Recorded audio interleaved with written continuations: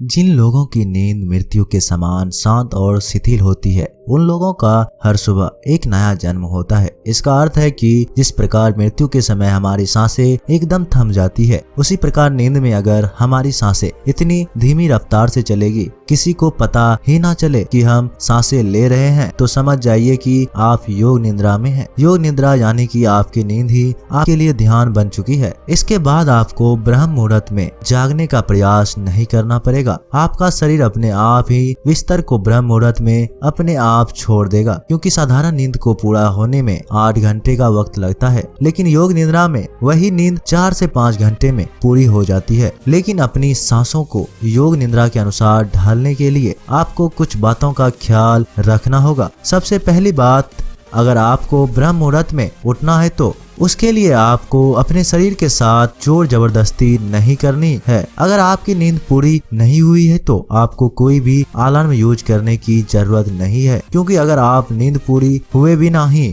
ब्रह्म मुहूर्त में उठ जाते हैं तो आपका ब्रह्म मुहूर्त की ऊर्जा का भरपूर उपयोग नहीं कर पाएंगे। अगर ब्रह्म मुहूर्त में आपकी आंखें अपने आप खुलती है तो ही आप सुबह के ध्यान में गहरे प्रविष्टि को हो सकते हैं, लेकिन अगर हम अपने साथ जबरदस्ती करते हैं तो हमारा पूरा दिन तनाव में बीतेगा, थकावट में बीतेगा। ब्रह्म मुहूर्त में जागने की तैयारी पिछली रात को की जाती है, तो वो तैयारी क्या है, चलिए एक एक करके जानते हैं। ध्यान से सुनिए। सबसे पहली बात, 9 बजे सोने की तैयारी कर लीजिए। ये समय निश्चित कर लीजिए कि आपको किसी भी हालत में 9 बजे अपने बिस्तर पर पहुंच जाना है और बिस्तर पर पहुंचकर शिथिल और शांत होकर सो जाना है। आपका दफ्तर में ही रह जाएगा, आपका व्यापार बाहर ही रह जाएगा। शयन कक्ष में आपके साथ कोई भी चीज या कोई भी विचार ऐसा ना आए जो आपको बाहर की तरफ लेकर जाए। कितनी भी जरूरी काम क्यों ना हो, लेकिन एक गहरी नींद के मुकाबले कोई काम ज्यादा जरूरी नहीं होता। धन तो लोग कमा लेते हैं, लेकिन उस धन से एक रात की नींद भी नहीं खरीदी जा सकती।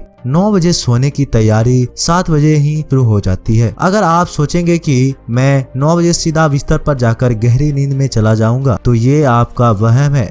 गहरी नींद यानी कि योग निद्रा में जाने के लिए आपको सोने से पहले कुछ तैयारी करनी होती है, और उन तैयारियों में तकरीबन 2 घंटे का वक्त लगता है। इसीलिए मैं कह रहा हूँ कि 9 बजे सोने के लिए 7 बजे से तैयारी शुरू कर दो। सबसे पहले 7 बजे तक अपना रात्रि का भोजन समाप्त कर लो। आपने कभी ख्याल किया है कि खाना खाते ही हमें कुछ देर में नींद आने लगती है? ऐसा क्यों होता है? इसका जवाब है कि खाना पचाने के लिए हमारे शरीर को आराम चाहिए होता है। नींद का एक सबसे महत्वपूर्ण उद्देश्य होता है खाने को पचाना। पूरी रात हमारा पाचन तंत्र उस खाने को पचाने में लगा रहता है जो हम सोने से पहले खाते हैं। आप रात्रि का भोजन जितनी जल्दी करेंगे, खाना उतनी जल्दी पच जाएगा और आपकी नींद पूरी हो जाएगी। आयुर्वेद में रात्रि के भोजन के लिए जो समय निश्चित किया गया है वो सूरज छिपने से पहले का किया गया है, और रात्रि का भोजन जितना हल्का होगा हमारा पाचन तंत्र अपना काम उतनी ही जल्दी पूरा करेगा। इसीलिए रात्रि के भोजन में हमेशा हल्का खाना ही खाएं। जिस खाने को पकने में जितना ज्यादा समय लगता है वो खाना उतना ही भारी होता है, और इसके विपरीत जिस खाने को पकने में जितना कम समय लगता है वो खाना उतना ही हल्का होता है। उदाहरण के लिए रोटी को पकाने में ज्यादा मेहनत और ज्यादा समय लगता है, वहीं पर चावल को पकाने में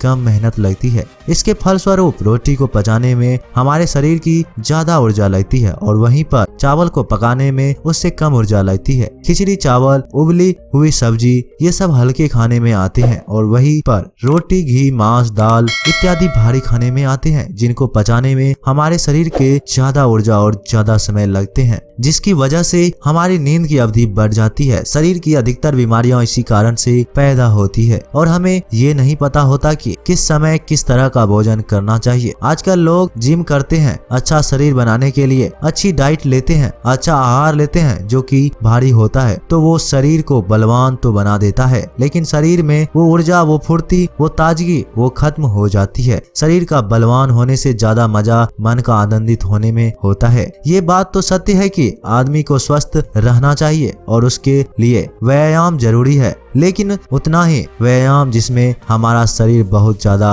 थके ना या उससे बहुत ज्यादा आहार लेने की जरूरत ना पड़े। व्यायाम उतना ही होना चाहिए जिससे हमारे शरीर की ऊर्जा बढ़ती रहे, ना कि हमारा शरीर थक जाए। जब जिम करते हैं ये ज्यादा कठिन व्यायाम कर लेते हैं तो नींद की अवधि अपने आप बढ़ जाती है। शरीर को ज्यादा आराम की जरूरत होती है और हम ध्यान को कर ही नहीं पाते। जो समझदार है वो ये जानते हैं कि शरीर को चाहे कितनी भी बलवान क्यों ना बना लो, एक ना एक दिन वो मिट्टी में ही तब्दील हो जाएगा। और वहीं पर अगर हम अपने मन को समझ लेते हैं तो मन से समझने से बड़ा काम इस दुनिया में कुछ हो ही नहीं सकता है। मन को समझ लिया मतलब आपने अपने आप को समझ लिया, आपने अपने आप पर विजय हासिल कर ली। ये मजे की बात है कि हम आकर्षक शरीर इसलिए बनाना चाहते हैं ताकि हम दूसरे को प्रभावित कर सके। जिस प्रकार की ये विज्ञापन फिल्मों और समाज के द्वारा हमारे सामने पेश किए जाते हैं, हमारा मन उसी तरह काम करने लग जाता है। बचपन से हमने फिल्मों में आकर्षक शरीर वाले अभिनेताओं को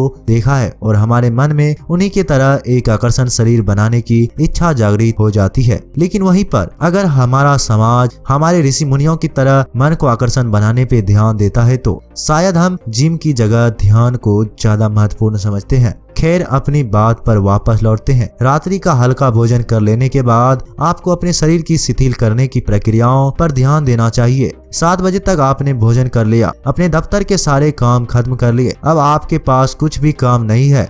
7 से 9 बजे का जो समय होता है उससे हमें पूरी तरह से उपयोग करना चाहिए। अपने मन को शांत, शिथिल और विचार मुक्त बनाने की तरफ ध्यान देना चाहिए। इसके लिए गुनगुने पानी से स्नान करना बहुत सहायक सिद्ध होता है। गुनगुने पानी में नहाते हुए ये भाव अपने मन में पैदा करिए कि आज पूरे दिन की चिंताएं, पूरे दिन का गुस्सा, पूरे दिन की गिरना, पूरे दिन का परिश्रम, पूरे दिन की थकावट, पूरे दिन का तनाव अपने आप पानी के साथ आपके मन से धुल गया है। आपका मन एकदम खाली और निर्मल हो रहा है। ये भाव हमें नहाते हुए करना है। अगर आपके पास स्नान गृह में कोई टब है तो टब में लेटकर भी ये भाव पैदा किया जा सकता है। टब में लेटे लेटे अपने शरीर को शिथिल करते जाइए। शिथिल करने का सीधा सा तरीका है अपने मन में भाव पैदा करना, और भाव जितना प्रगाढ़ होगा उसका परिणाम उतना ही जल्दी मिलेगा। नहाने के बाद अपने आप को खाली रखें। टीवी मत देखिए, किसी से बातचीत भी मत करिए। अपने आप की एकदम शांत रहिए। जो बाहर की वस्तुएं हैं उन्हें बाहर ही छोड़ दीजिए, वो अगले दिन भी वही पर मिलेगा। अपने शयन कक्ष में किसी अच्छी सी सुगंध का प्रबंध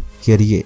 जो भी सुगंध आपको पसंद हो, आप किसी अगरबत्ती या धूप बत्ती का इस्तेमाल कर सकते हैं, या फिर आप किसी परफ्यूम का या रूम फ्रेशनर्स का भी उपयोग कर सकते हैं। इसके बाद कमरे की रोशनी को धीमी कर दीजिए और कोई शांत म्यूजिक लगाकर, कोई शांत संगीत लगाकर अपने बिस्तर पर लेट जाइए। ब्रह्म मुहूर्त में उठने के लिए किसी अलार्म की उपयोग मत करिए। बस अपने प्रभु से ही कहिए कि वही तुम्हें ब्रह्म मुहूर्त में जगा दे। उससे बड़ा जगाने वाला कौन होगा? वही एकमात्र है जो आपको जगा सकता है। अगर आपको सुबह 4 बजे उठना है तो आप उससे कहिए कि प्रभु मुझे 4 बजे आप ही जगाने वाले हैं, आप ही सृष्टि के कर्ता हैं। और धीरे धीरे ये भाव अपने मन में बनाते हुए आप नींद की आगोश में चले जाएं। 21 दिन तक ये प्रयोग करने के बाद आपको खुद ही एहसास होगा कि आप अपनी नींद में भी जागे रहते हैं। अब आपका जागरण पूर्ण हुआ। अब आप योग निद्रा में प्रविष्ट हो चुके हैं। जिस नींद को पूरा होने में 8 से 10 घंटे का समय लगता है और उसके बाद भी मन में थकावट बनी रहती थी, अब वही नींद 4 से 5 घंटे पूरी होकर भी आपको चुस्त बनाए रखेगी, क्योंकि अब आपकी नींद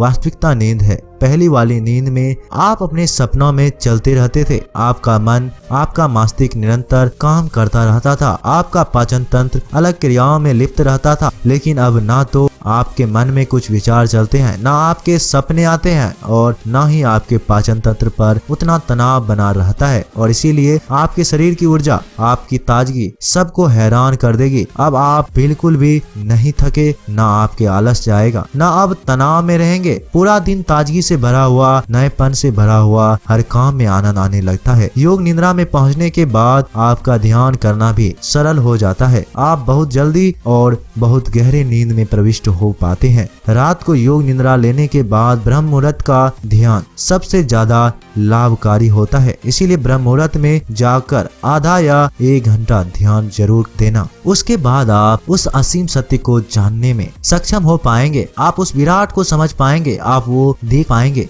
जो कण कण में बसा हुआ है और हम आज तक देख ही नहीं पाए। आप वो समझ पाएंगे जो सभी शास्त्रों और सभी वेदों का निचोड़ है, जो सभी ऋषि मुनियों की सीख है और जिस पर पूरा अध्यात्म टिका हुआ है। शास्त्र, वेद या ज्ञान कुछ याद करने की चीज नहीं होती है, ना ही रटने की होती है। वो तो अनुभूति करने की होती है। जब तक आप अनुभव नहीं करेंगे तब तक वो कचरा है, उसका कुछ उपयोग नहीं है। वो ज्ञान सिर्फ आपके मन पर एक भार बना देगा, एक दबाव, एक तनाव पैदा कर देगा। लेकिन जब आप उसे अनुभव कर लेंगे तो वही ज्ञान आपके लिए आनंद बन जाएगा। क्या नींद के बारे में अब भी आपको कोई सवाल है? अगर हाँ तो कमेंट सेक्शन में जरूर पूछिए, मैं उसका जवाब दूंगा। और अगर आपको ये वीडियो अच्छी लगी तो इस चैनल को सब्सक्राइब करके नोटिफिकेशन बेल को जरूर प्रेस कर देना, ताकि हम जो भी वीडियो डालें जो कि सभी ज्ञानवर्धक होती है वो आप तक पहुंच जाए और आपको नोटिफिकेशन पहुंच जाए। तो मिलते हैं किसी अगली कहानी में, तब तक के लिए आप अपना ख्याल रखिएगा।